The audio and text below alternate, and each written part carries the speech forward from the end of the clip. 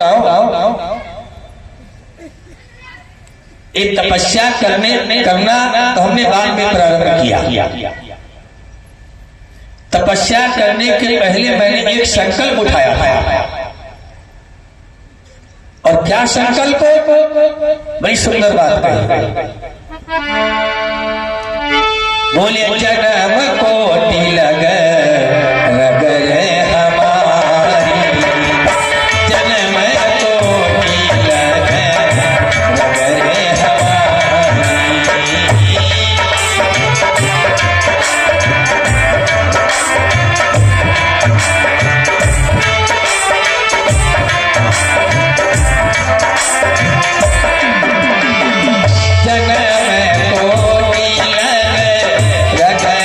हमारी, जन्म कोटि लग रग रे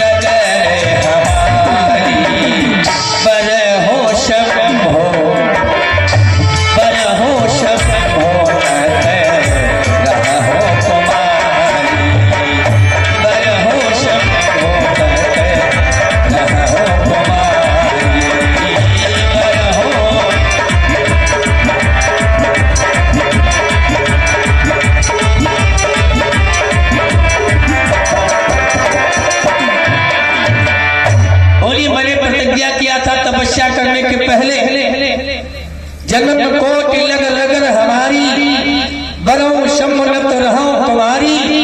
ये मैंने प्रतिज्ञा किया था। भगवान शंकर को पाने के लिए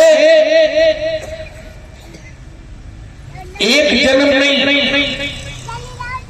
1 करोड़ मेरे जन्म हो जाए, जितनी बार मेरा जन्म होगा उतनी बार मैं भगवान शंकर को पाने के लिए तपस्या करती रहूंगी।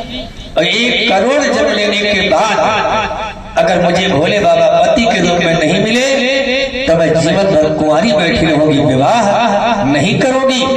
ये हमने संकल्प तपस्या करने के पहले उठाया था। और ये भी छोड़ो, जरा हमारे पहले जन्म पे जाइए, जब हमने अपने पिता की यज्ञ में अपने शरीर को छोड़ा था।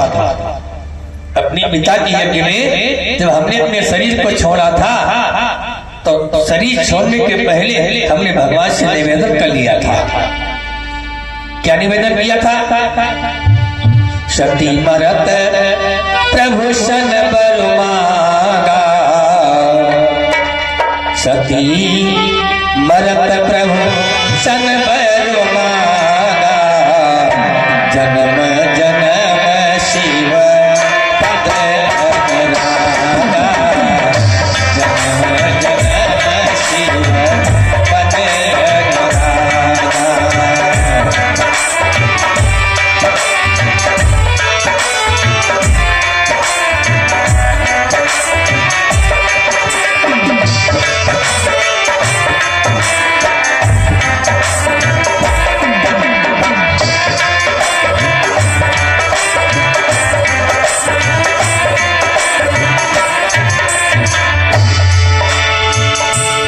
बोले सती मरत प्रभु सन बर मांगा,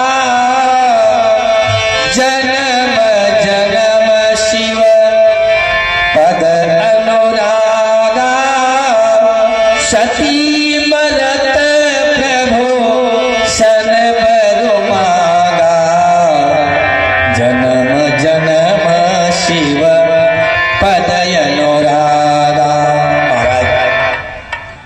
मरने के पहले हमने भगवान से निवेदन कर लिया था, महाराज मैं अपने शरीर को छोड़ने जा रही हूँ, जहाँ पर मेरा जन्म हो, जितनी बार मेरा जन्म हो उतनी बार हमारे पति भोलेनाथ ही बने।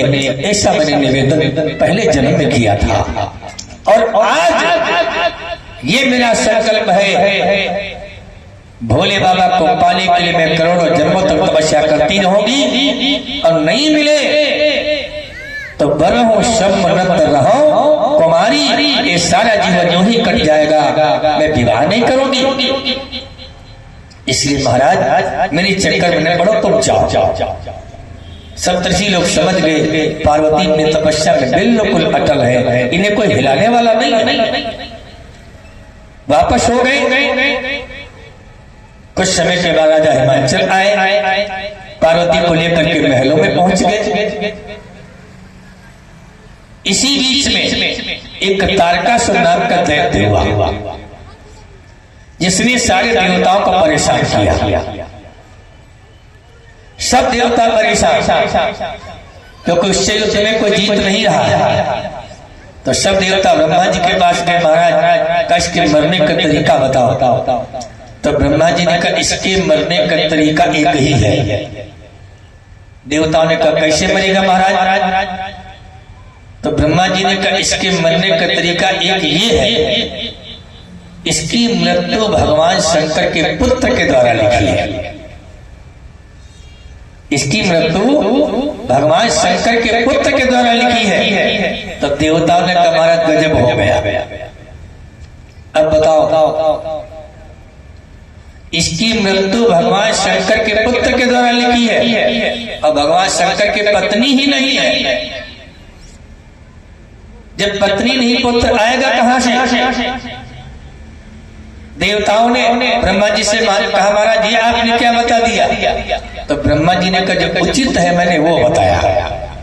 तो कहा महाराज जब उनकी पत्नी नहीं तो पुत्र आएगा कहां से?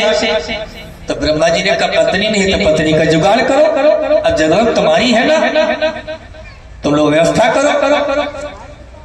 भाई आप लोग व्यवस्था तो करो। कहां व्यवस्था करें? कौन अपनी बिटिया भगवान शंकर को विवाह देगा?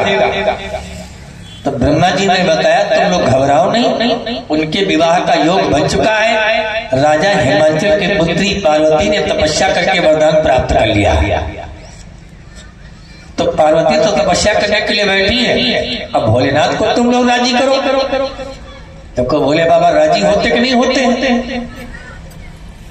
तो देखिए देवताओं में ये समस्या खड़ी हुई कि भोलेनाथ को कैसे राजी किया जाए। तब तक पता लगा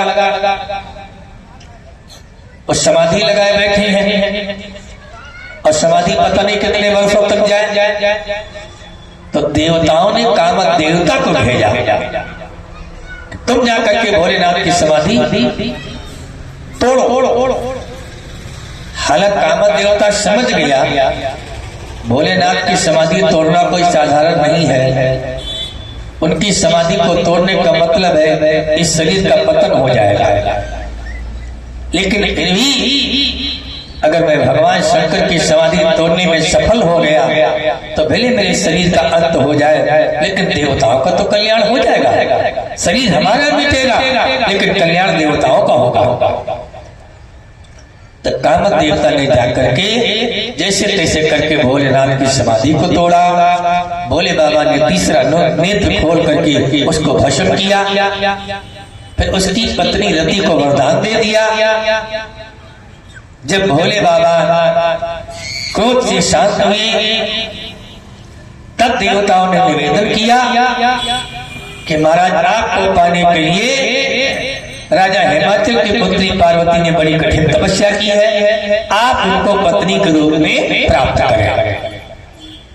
तब भोलेनाथ ने देवताओं के निवेदन को स्वीकार किया और देवताओं के ही सहयोग से बड़ी ही धूमधाम से भूत भावन भोलेनाथ और माता पार्वती का विवाह संपन्न हुआ। ये साठ की कथा आप लोगों ने सुनी।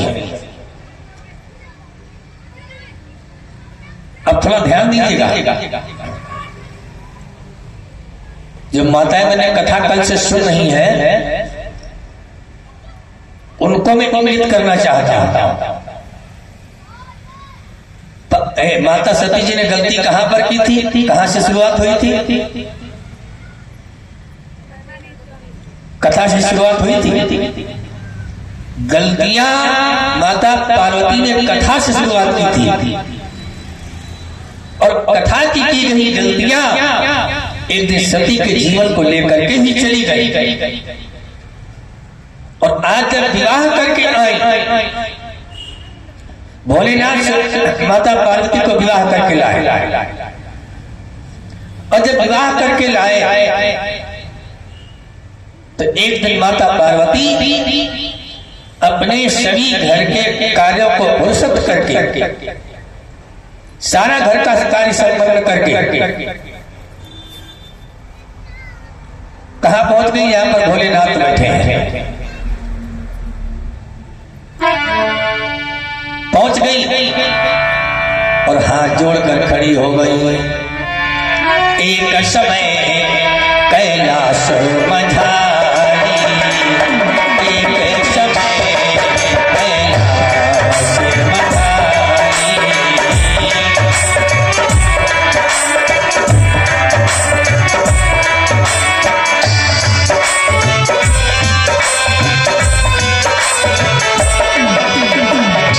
एक समय कैलाश मझारी, बैठे रहे मात्र पुरारी, बैठे रहे मात्र पुरारी, बैठे।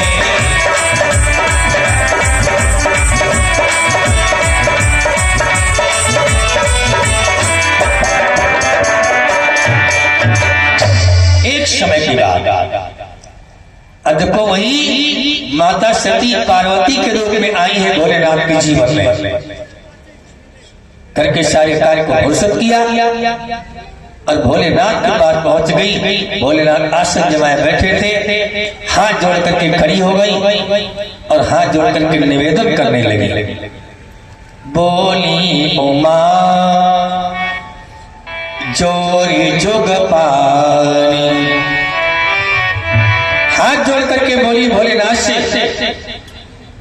स्वामी मैं आपसे कुछ पूछना चाहती हूँ। तो भोलेनाथ मुस्कुराए, भोलेनाथ मुस्कुराए और बोले देवी क्या तुम पूछना चाहती हो? निसंकोच पूछो, क्या पूछना चाहती हो? तो हाथ जोड़ करके भवानी बोली, नाथ सच्चिदानंद निकेता,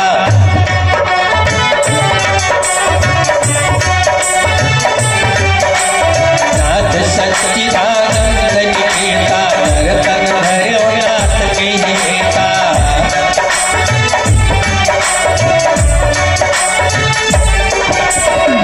नाथ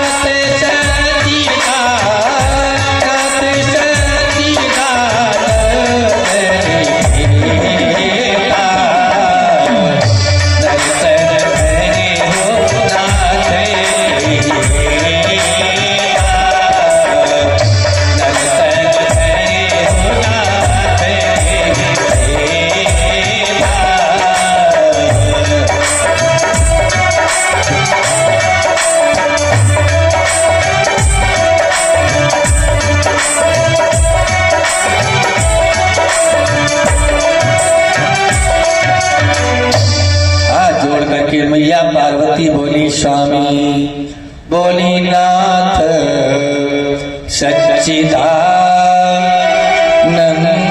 निकेता, नरतन भरे हो नाथ के हेता। निवेदन करके पूछती है महाराज, परमात्मा तो निराकार है। देखो अब थोड़ा कथा ध्यान